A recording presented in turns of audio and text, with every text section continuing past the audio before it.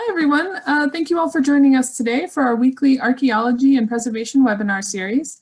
This series is going to be running all the way to Labor Day, so I hope you can continue to join us each Wednesday at noon for a new webinar. We have a lot of exciting topics coming up, and you can see the full schedule on our website, and the link is there in the window. Before we get started, I just have a couple of housekeeping items. First, if you have a question during the presentation, please use the Q&A box rather than the chat box so your question doesn't get lost in any conversations. Second, I will be here to help with any technical issues you may have, so please do use the chat box to send me a message if you have any technical questions, and I will do my best to help.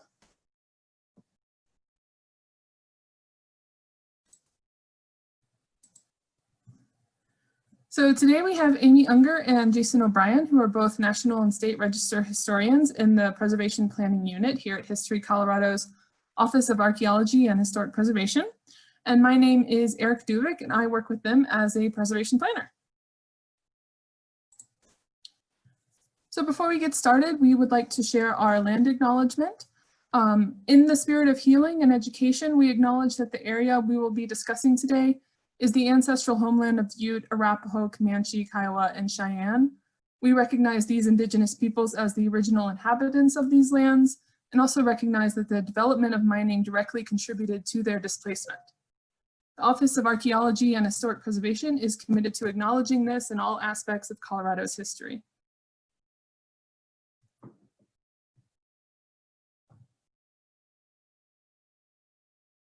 So you may be wondering why we have chosen to discuss the perhaps less successful mining operations of Park County today, rather than the famous sites in some place like Leadville or Silverton.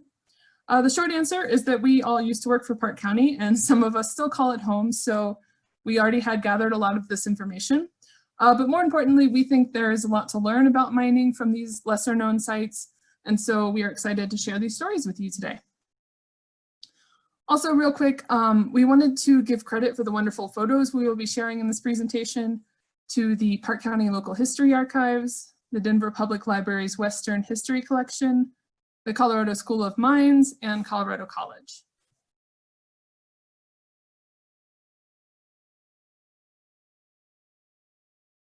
So let's start with the basics.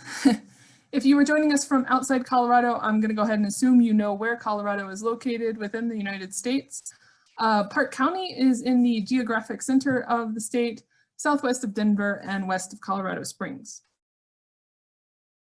The county seat is in the town of Fairplay, which will be our primary point of reference today, so it's a good idea to know where that is.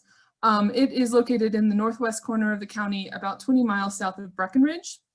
And so here's some quick facts about the county as well as its historic preservation program. Park County is a certified local government, and part of the county is also a National Heritage Area, which is one of only 3 in the state of Colorado.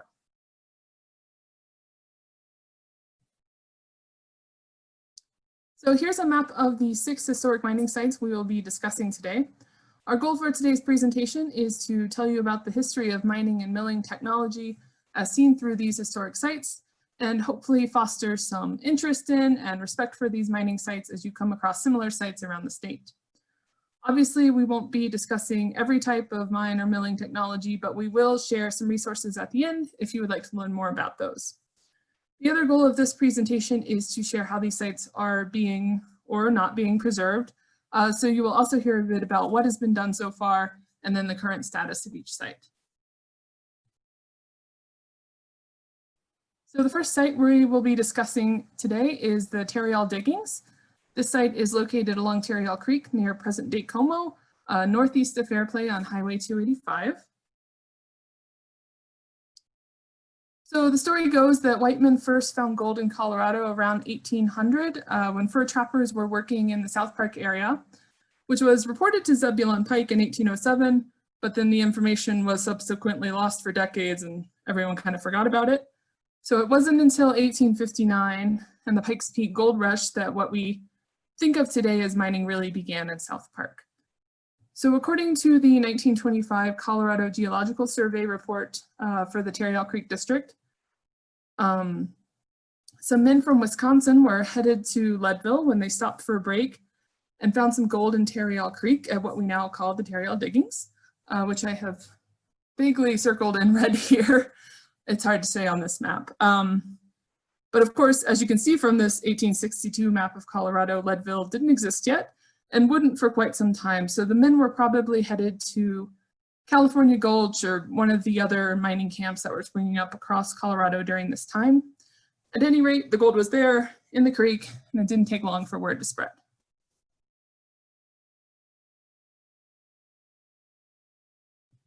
So at first, mining was very rudimentary. Miners dug into the gravel of the stream beds, hence the term diggings, and used their pans to sift out the lighter dirt and gravel until the gold remained in the pan. As you can imagine, this was pretty tedious work and not terribly efficient unless you happen to be extremely lucky. And we've all heard those stories. What is it, Tom's Baby and Breckenridge? But so the miners began sluicing. They built long boxes with slats at the end and ran water over the gravel so the gold would settle in the slats at the bottom. Some miners even got a bit more advanced and added mercury to their sluice boxes to amalgamate with the gold.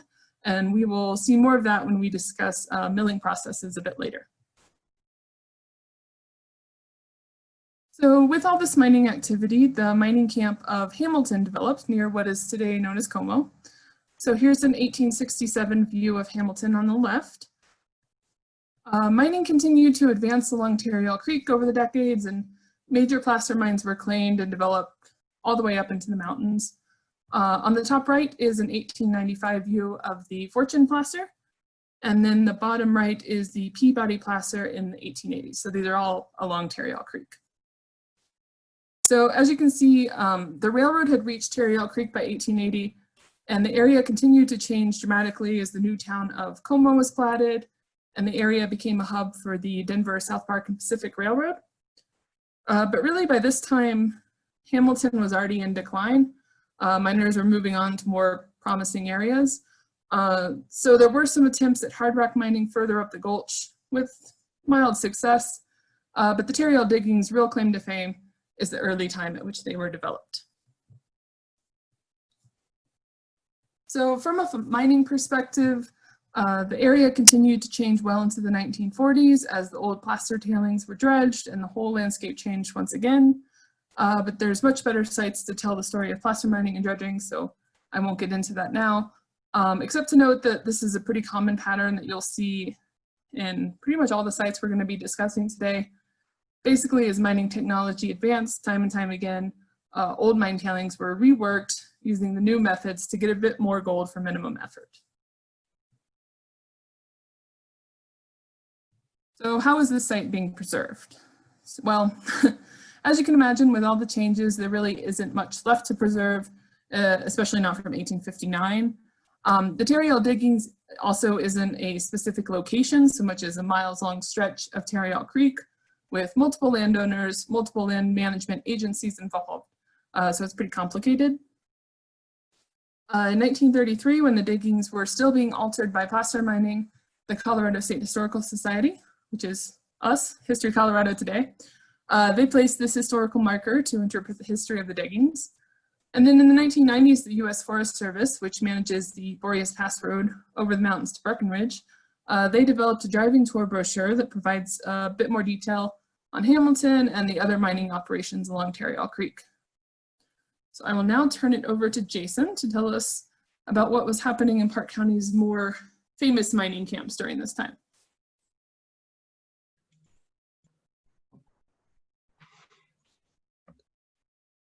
Okay. So the Buckskin Arrastra is located west of Alma along County Road 8 and Buckskin Creek in the area that once included the town site of Buckskin Joe. To be clear, this was the real Buckskin Joe and not the imitation version that was later constructed near Canyon City as a film location and tourist trap, and most recently was purchased by William Koch and moved entirely onto his private ranch. So that's a separate Buckskin Joe.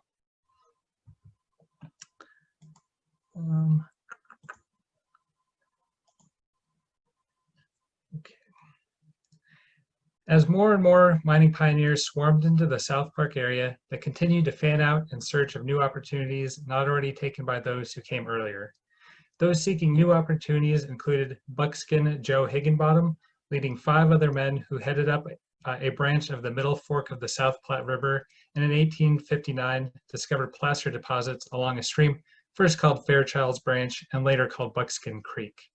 The mining district was named in Buckskin's honor, and about a month later, a man known as Phillips discovered a rich claim to be called Phillips Lode. The discovery of the placer deposits and Phillips Lode led gold seekers to rush into the gulch. The area quickly became a busy center of activity with an alleged 2,000 miners in the area concentrated around the town of Buckskin Joe, which was also known as Lorette, which you might have seen on the historic map Erica showed. The area proved to have little in the way of placer deposits, so miners had to move on to other ways to extract gold, which included digging out quartz that encased gold ore. Although steam and water-driven stamp mills would soon arrive, the earliest methods for crushing ore for extraction was the use of the arrastra. This was a very old technique that had been earlier used by the Spanish elsewhere in the Americas. Arrastras were slow and inefficient and did not free much gold. However, they were an attractive method to early miners because they were simple, inexpensive, although labor-intensive means of recovering metals from ore. Arrastras required little capital or formal engineering, and it could be constructed with local materials, making them ideal for remote frontier mining districts. An arrastra is a stone basin with low wood or stone walls where a large stone or stones called a molar was fastened to a horizontal arm and capstan. A man, mule, or burro walked around the basin, turning the capstan and dragged the stone weight, which would grind the ore rock. Gravel from the stream would be washed into the arrastra and molars dragged over them to grind into sand. As it was ground, some water and mercury would be added, which would create an amalgam paste as the process went on. Remaining sand and other materials were removed, and the amalgam recovered to be further processed. These concentration facilities were Colorado's first type of ore treatment facility, and while they were soon replaced by amalgamation stamp mills within a few years, arrastras saw continued limited application in Colorado's gold mining regions through the 1930s. So next we have the Fairplay placer, and approaching Fairplay from the north along Highway 9, people may notice the large mounds of gravel immediately to the west. Some may not give them another thought after passing by, or others might just think they are unsightly. But the topography of the Fairplay placer is a carefully engineered landscape and far from the random piles of rocks some may take it as. The Fairplay placer is a significant resource that illustrates various strands of mining and resource extraction history. The mine operated continuously for 51 years after first being worked in 1859, and sections of the mine have operated on and off since 1910. Because of this, the Fairplay placer helps tell the story of changing mining technology over time, the boom and bust cycles of Western extractive industries, as well as important social history with the Chinese immigrants who revived the placer's productivity and demonstrates their larger role in mining the American West. The Fairplay placer is located along the middle fork of the South Platte River at the southeastern edge of the town of Fairplay. The town and mine are located at the end of a broad glacial valley whose geology was shaped over the course of deep time and created the physical conditions that miners working the placer would have to adapt to. The first wave of pioneer miners arrived in the area of Fairplay placer in 1859, establishing the town of Fairplay the same year to accommodate the miners. There's relatively little information on the early years of the placer, besides that prospective miners quickly staked prime claims along each side of the river, stretching for miles along the waterfront. A second and possible third row of claims lined up behind those on the waterfront. Initial workings were rudimentary, with individuals or pairs digging the gravel and washing through pans, rockers, and possibly sluices. As miners continued to work the placer, they began to encounter more and larger moraine cobbles and boulders, which made the labor required to recover gold exceed that actually retrieved. This led some miners to start selling out in 1860 and led the Fairplay placer along a path of consolidation, of course, mining industries across the West would take. Initial consolidation primarily consisted of those miners who stayed forming companies and combining their claims in order to pool their money and hire workforces. Pooling their money allowed groups to invest in the engineering and infrastructure needed to deal with the moraine, process more gravel, and recover finer gold. This meant that the workings became broader and deeper, and equipment such as hoisting derricks to move boulders and pumps to keep areas dry were utilized. Professionally surveyed ditches replaced the rudimentary water diversions used earlier. The water drawn from Sacramento Creek was run through longer and wider sluices with better screens and riffles. We also start to see the practice of booming utilized to increase the amount of gravel processed. This technique took diverted water that was stored in a nearby reservoir and suddenly released it all into the workings, creating an artificial flash flood that pushed gravel en masse through the sluices and catching gold in the riffles that may also held mercury. It was so named for the booming sound that the torrent of water made. As mining continued, even more capital-intensive methods would be used at the placer. The implementation of hydraulic mining opened the potential of recovering greater amounts of gold. The process included blasting gravel banks with powerful jets of water in order to liquefy the banks into a slurry that was then washed into the sluices. Sounds simple in premise, but to accomplish this took infrastructure, professional engineering, experienced miners, and quality materials. A system of large ditches and reservoirs moved high volumes of water to maintain a reliable supply of water to the mine. Ditches with gates would move water to pressure boxes and a large tank placed above the workings that then released water through a penstock and terminated at a monitor, or as you can see in the bottom right photo, they sometimes called it a giant. The monitor was essentially a water cannon with a brass or bronze nozzle directing the jet of water. Operating the monitor was a skilled and dangerous job, and the monitor had to be strategically placed to blast different banks each day.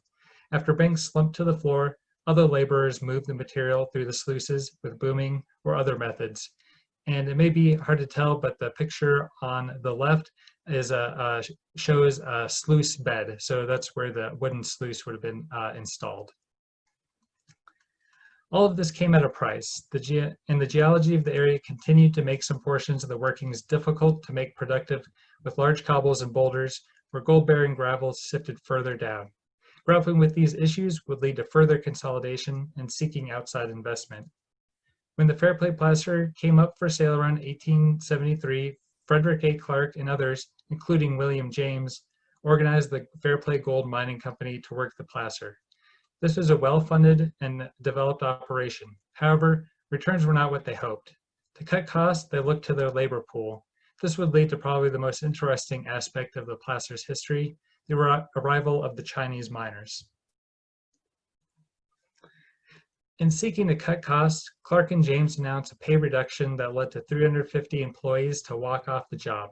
Worried about further losses and refusing to meet wage demands by the miners, the Fairplay Gold Mining Company hired a team of Chinese immigrants to work the Fairplay placer. Up to that point, in 1874, the number of Chinese working at any mining district in Colorado were few. Reasons were varied, including anger and fear by white miners of Chinese workers taking lower wages. But the low wages were tied to the overall racist viewpoints of whites who generally perceived Chinese as inferior people and inept at their work. Typically, law or racial status quo relegated Chinese to a handful of industries in the American West, most well known of which were Chinese laundries. However, Clark and James saw them as a solution to their monetary woes, and so brought in a crew of several hundred Chinese and housed them in a camp on the South Platte River's southern side, removed from Fairplay. Here's a photo showing the Chinese miners working the Fairplay placer. Their arrival created a long-standing animosity and community conflict with locals and miners angry at the presence of the Chinese. However, once the placer was operating back in full force in 1875, Chinese workers proved indispensable, pulling more wealth out of the moraine than any of their earlier white counterparts. This production of wealth helped moderate animosities for the money it brought to town, but prejudice always shaped the dynamic between residents and Chinese miners. Despite success, gold recovery did declined during the 1870s. This led to an unconventional situation anywhere in Colorado and the rest of the American mining West. In 1882, the Fairplay Gold Mining Company leased the Fairplay placer itself to the Chinese workforce. Wholesale operation of such a large mining claim by Chinese workers was rare and possibly unprecedented. By this time, the Chinese workforce was intimately knowledgeable about the moraine and were able to extract more wealth from the ground than their white counterparts. They worked this placer up until 1898 when the lease was not renewed, and in 1900, the Fairplay placer was sold to the Cincinnati Gold Placer Mining Company. Ongoing financial issues led to the placer being leased to the Chinese again in 1907 and was ultimately sold in 1912 at a sheriff's sale, ending the continual streak of operation. The placer sat idle until 1929 when the Great Depression created conditions for a revival at Fairplay placer, as well as other mines in the area. This was further spurred on later with the 1933 Gold Reserve Act. The renewed activity closely reflected the earliest work done at the Fairplay placer, where independent groups and small parties leased blocks on the Fairplay placer, relying on hand methods of mining. Some had larger workings like Gene Bunny, who had enough employees that he built several cabins along the west side of the river and used a drag line and grizzlies to work the cobbles. Another company later brought in a dredge. Nevertheless, the beginning of World War II pulled the workforce off to the war effort, and in 1942, gold mining was outlawed as it did not serve the war effort. Some work resumed after the end of World War II, but the placer was essentially abandoned. Starting in the 1960s, gravel producers made use of the tailings piles at the north end of the Fairplay placer, and such work continues today. The southern end was turned into a recreational area by the town of Fairplay and is known as Fairplay Beach. As it stands today, the Fairplay placer is a high-quality archaeological site demonstrating preserved elements of the work and infrastructure. Again, here's some more photos of the sluice beds. This resource also has a high level of integrity as compared with other placer mines in Colorado. In 2014, the Park County Department of Heritage and Tourism commissioned a study of the Fairplay placer to gain a better understanding of the resource and for future planning. This was commissioned under my coworkers here, Amy and Erica, during their time employed up there, and they contracted Mountain States Historical to complete the survey and take advantage of the mining expertise of Eric Twitty, whose material I'm using for this presentation. Recognition and help for research for that survey must also go out to local historians Jerry Davis and Christy Wright, and the department and landowners are continuing to seek how best to preserve and interpret the site. With that, I will turn it over to Amy.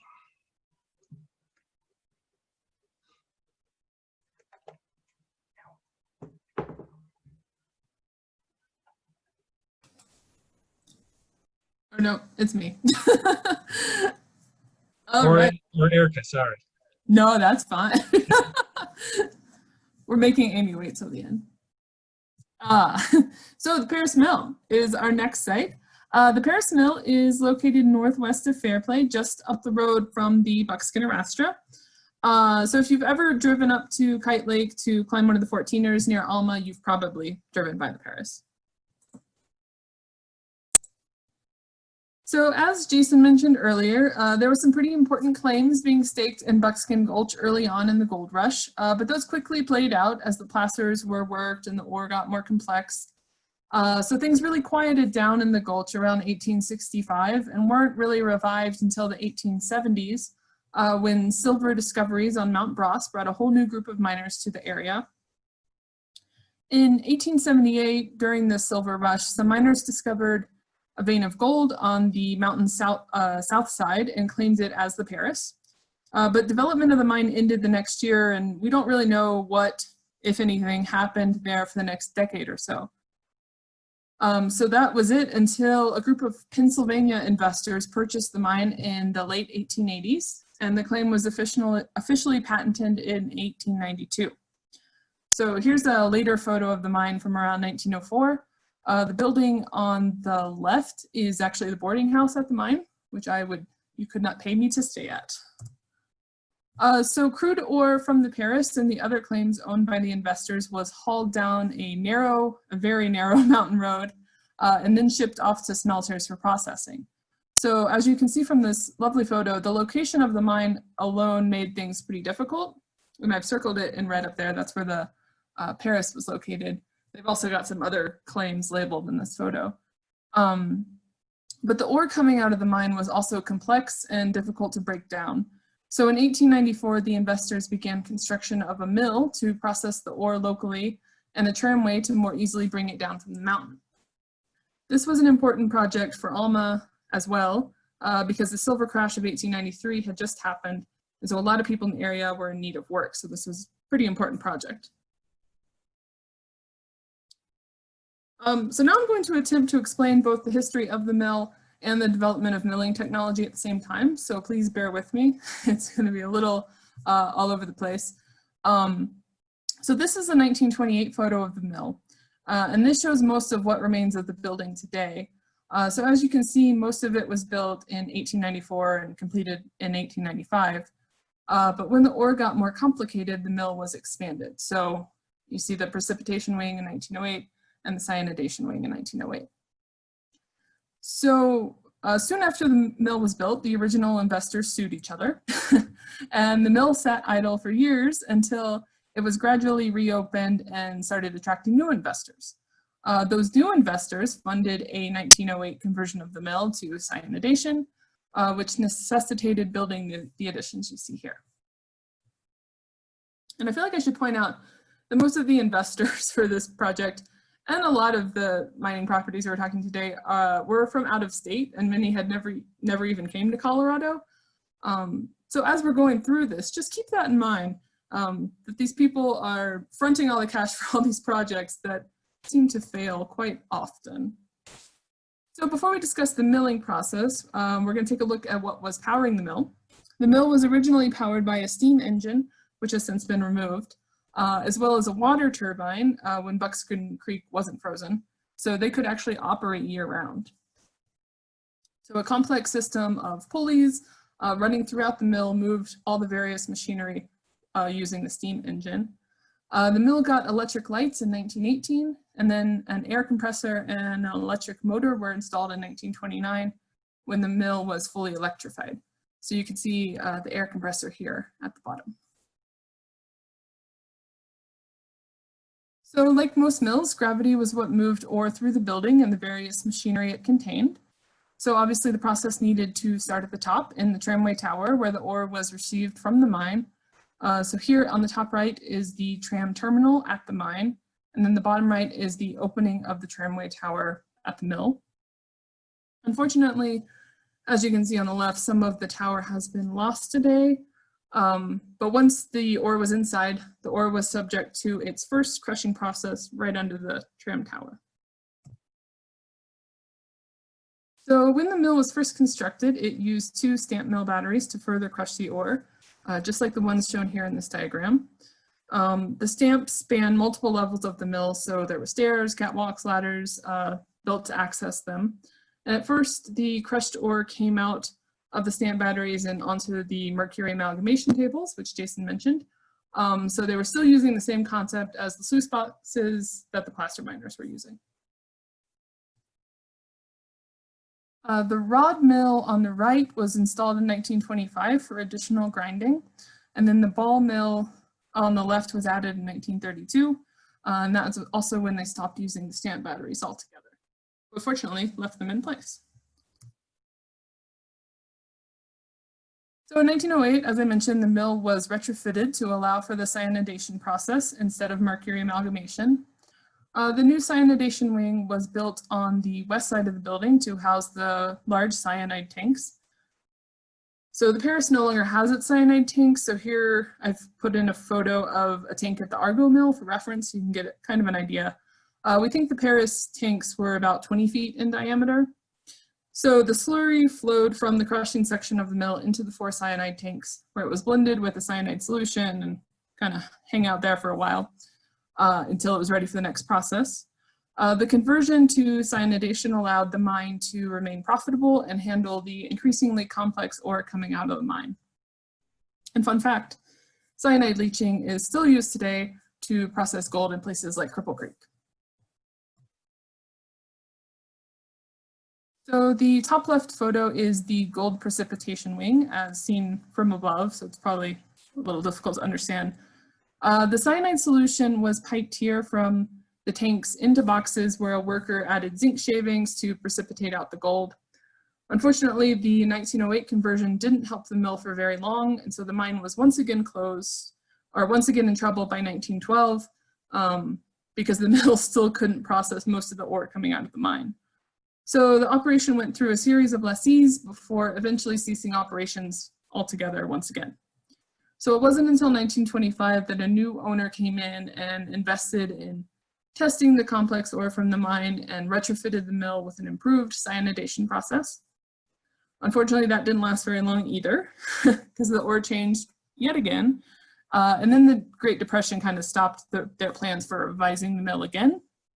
But as Jason mentioned, the Great Depression actually ended up ending up pretty well for mining, especially in Alma. So a new buyer stepped in 1932 and converted the mill to use flotation rather than cyanidation. And so you can see the flotation cells that are still in the mill there on the right.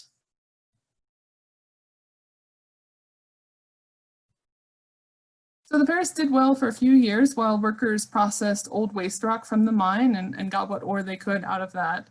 The owners even invested in this incredibly expensive incline railway to haul supplies and workers from the mill up to the mine. But then they ran out of waste rock to process and they couldn't find the capital to further develop the mine. And so in 1937, operations ceased basically for the final time. There were a few attempts to reopen the mine, most notably in the 1970s, but nothing really ever came of that project. So over time, many of the mine openings were closed for public safety, so all the buildings at the mine itself are gone, and then the mill was left to sit vacant. So preservation efforts at the Paris Mill began in 2004, when it was named one of Colorado's most endangered places.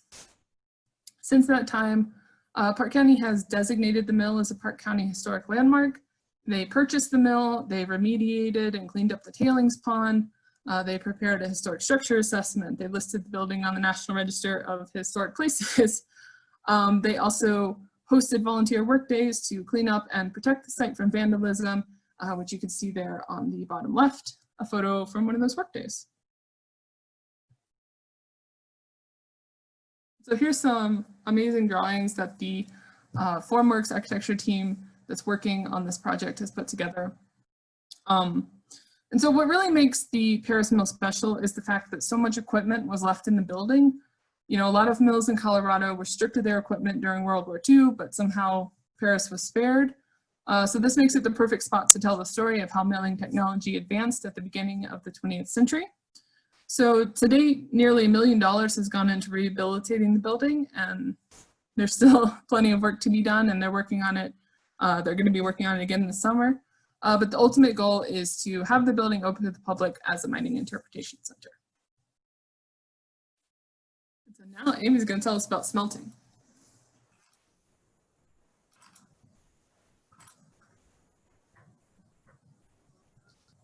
Yeah, we're going to talk about the Boston, Colorado smelter. It's Alma branch, which was, as you can see, just to the east of the Paris Mill in Alma.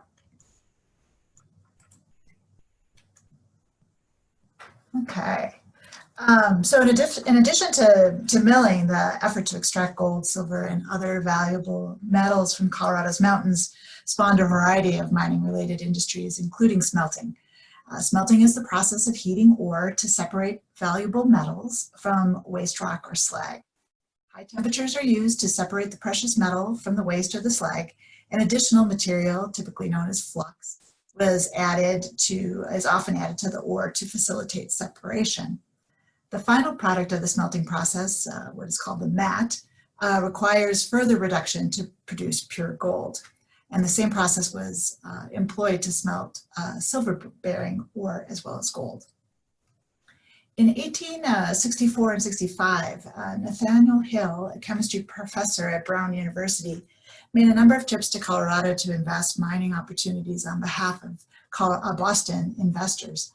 On one of these trips, Hill visited Gilpin County and its mines and was dismayed by what he considered to be the wasteful methods of processing ore that were employed at the time. Hill began researching the smelting process, traveling to Wales and Germany, where much of the smelting was being done in those days. And he gathered firsthand knowledge of the metallurgy practices. After returning to the United States, he convinced investors in Boston and Providence, Rhode Island, to organize the Boston and Colorado Smelting Company. And in 1968, they constructed the first smelter operation in the state of Colorado in Black Hawk. And because prior to the construction of this smelter, all ore mined in Colorado was shipped out of state for smelting, which added considerable expense to an already costly undertaking. And so establishment of the Boston and Colorado smelter at Black Hawk, the first smelting operation here, had a major impact on Colorado's mining industry, significantly increasing efficiency and profitability.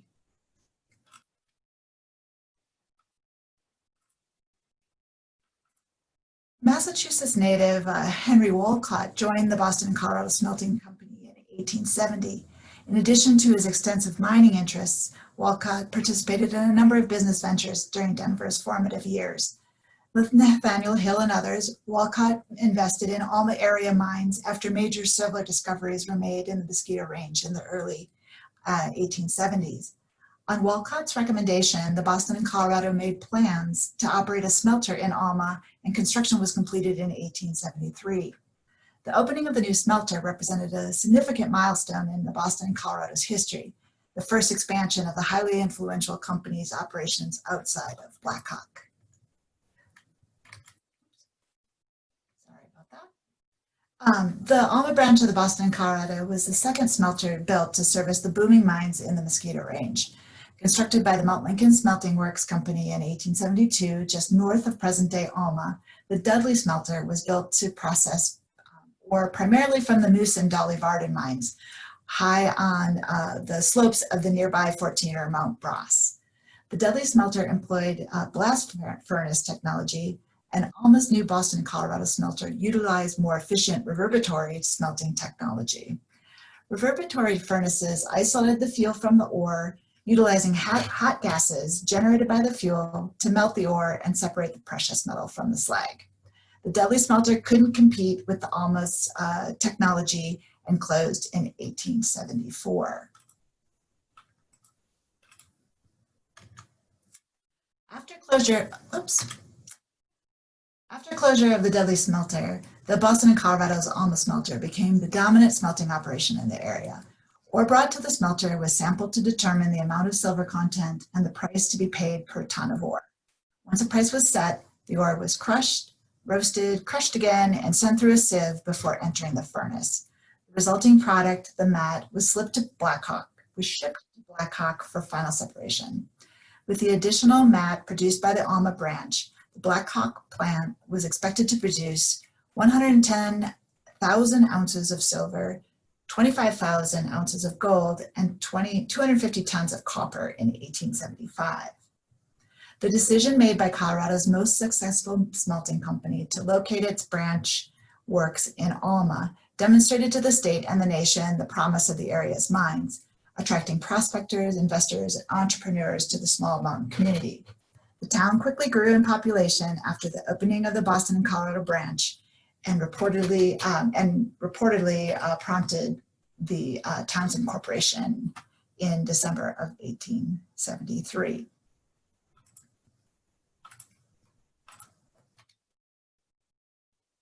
In 1877, silver discoveries in Leadville began to draw business away from Park County, and the work at the Alma smelter slowed.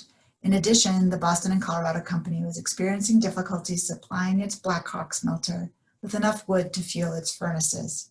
These factors contributed to the decision to close the Black Hawk and Alma smelters in 1879 and consolidate all of the company's smelting operations at the Argo Smelting Works near downtown Denver. During the, whoop.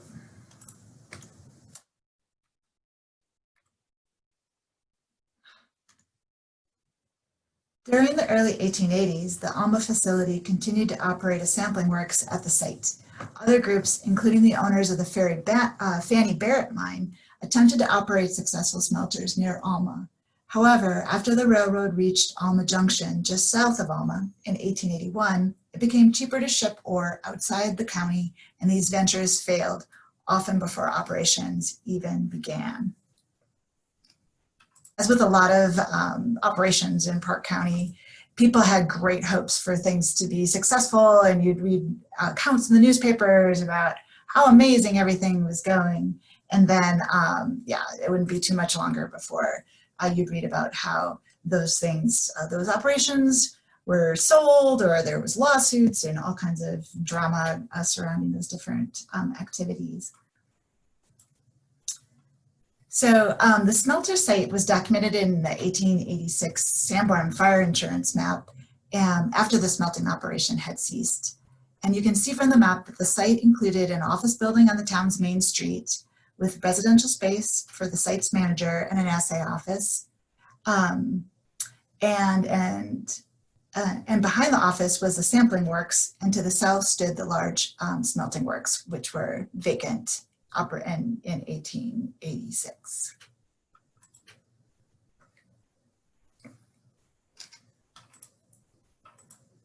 After the silver panic of 1893, the facility was sold to Boston area investors with ties to Henry Walcott, and the sampling works ceased operations around 1895.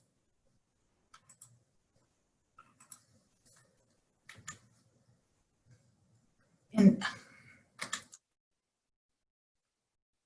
1908, the Colorado Gold and Mining Smelting Company, an investor in area mines including the Excelsior and Kentucky Bell, acquired the former Boston and Colorado smelter facility for use as a temporary headquarters while it built a new smelter at Alma Junction in 1910.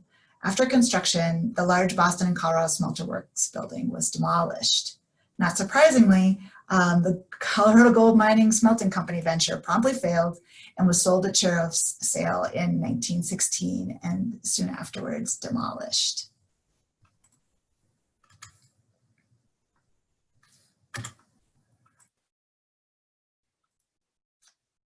The sampling works remained standing until the 1950s and early 1960s, when it too was demolished, with the exception of the stone engine and boiler building. The office building continued to stand, serving as a hotel. In 1911, it was documented in this as a hotel in this advertisement, and is also has its sign right now in this photograph that says the Home Hotel. And it later became a residence. And just as a fun fact, I'm actually speaking to you from the house that's in the background there, the White House that you can see on the right side of the photo.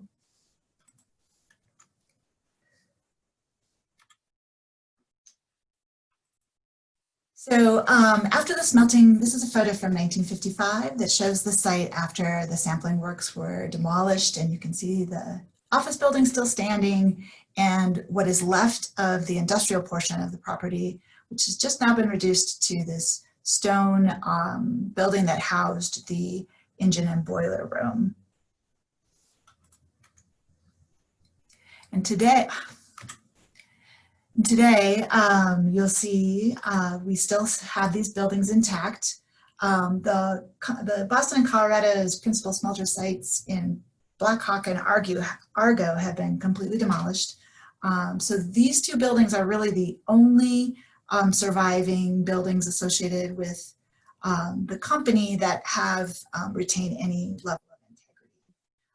They really are a visual reminder of the critical role that smelting played in the building, in the founding and development of North America's highest incorporated town, Alma. The property was listed as a Park County Historic Landmark in 2014, and the buildings have been adapted to new uses. The engine and boiler room were converted for use as a veterinarian office and is now a residence, and the office is a retail store. And we're hoping that they will continue to stand for many years here and as important parts of our history in Alma. So now we're going to talk a little bit about the Snowstorm dredge, which is located about halfway between Alma and Fairplay along Highway 9.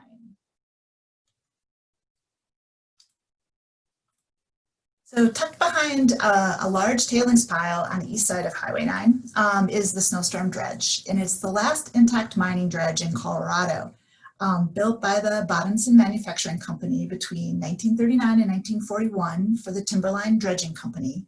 The disassembled dredge arrived in Park County via truck. Alma's Gately Motor Company transported the many pieces of the dredge from the railroad station in Buena Vista to the Snowstorm placer, a large placer claim between Fairplay and Alma.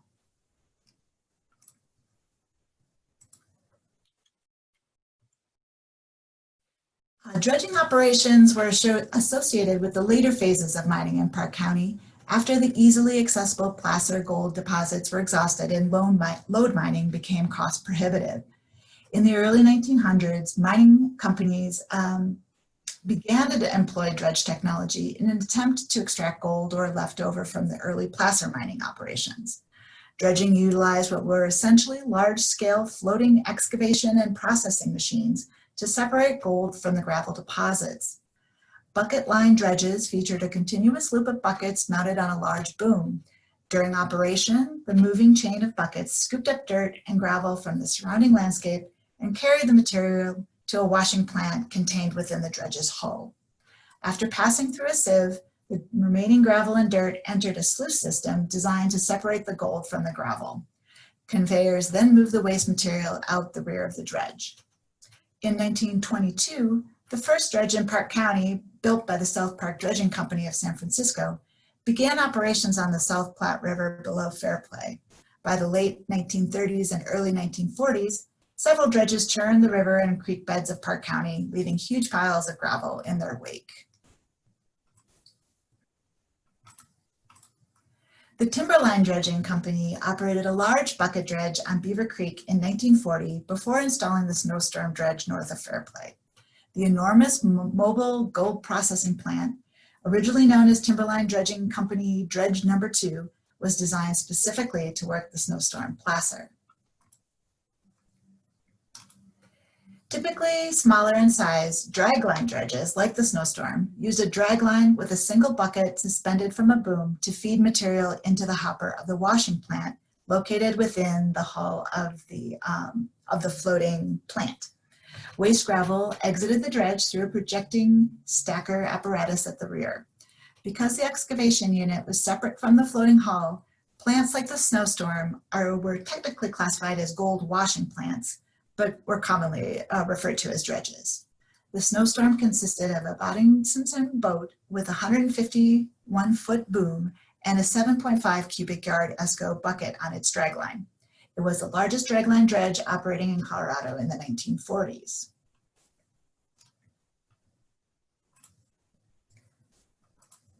Dredging operations began in 1941, but as was mentioned, were halted in October 1942 due to restrictions resulting from the onset of World War II. The dredge briefly resumed work in 1947 before shutting down again in 1948. Another story of these kind of mining operations that started with a lot of promise and a lot of investment of money, and then kind of quickly were shut down or failed to prove out the results that they had hoped. The dredge remained idle for more than 25 years after closing in 1948. In 1975, a refurbished dredge, a Snowstorm dredge, began resuming processing with gravel fed via a conveyor belt as opposed to a dragline before it permanently ceased operations.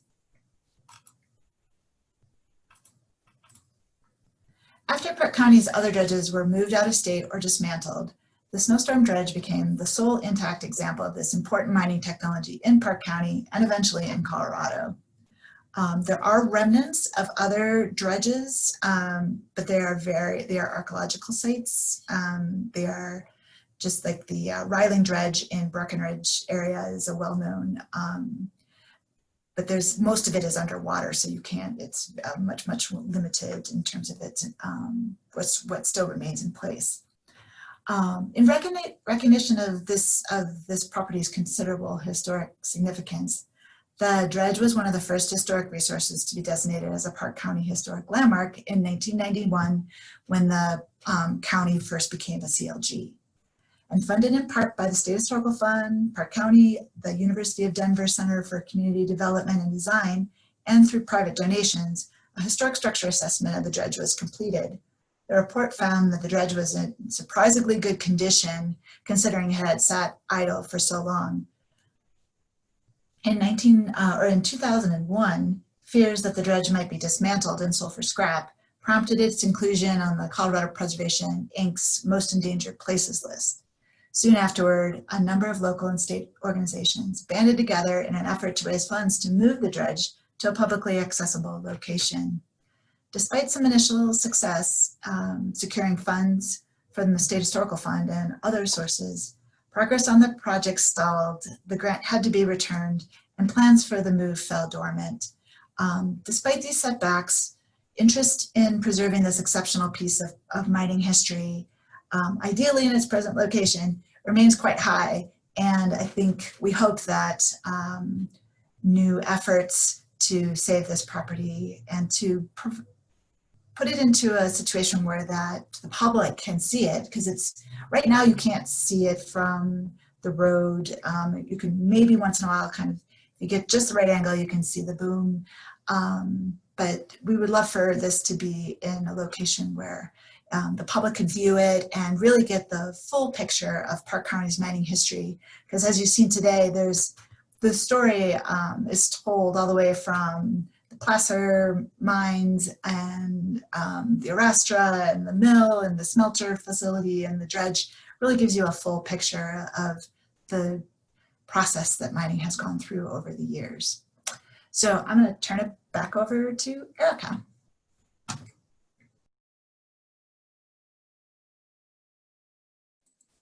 Thanks, Amy. Let's see if I can. There we go. So, if you are interested in learning more about mining in Colorado, there are a lot of resources out there to help.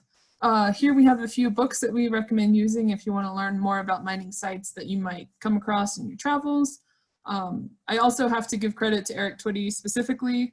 As Jason mentioned, he's responsible for a lot of research that has been done on mining in Park County, especially the Fairplay placer and the Paris Mill. So we probably would not have been able to do this presentation without him. So there aren't any mines open for tours right now in Park County, but if you would like to visit some similar ones, I recommend checking out the Colorado Division of Reclamation, Mining and Safety's listing of approved tourist mines in the state, and the link is right there. And then if you want to follow the progress at the Paris Mill, the county has its own website at parismill.com. If you would like to learn about other historic sites in Park County, you can check out southparkheritage.org. And lastly, we didn't get to talk about the mines on London Mountain today, but they were actually a huge part of mining in Park County and probably more well known than some of the stuff we talked about today. So one of those mines, the North London, is being rehabilitated for a new use. So I encourage you to check out their website, and it is nolocolorado.org. So NOLO Colorado.org. And now we would be happy to answer any questions.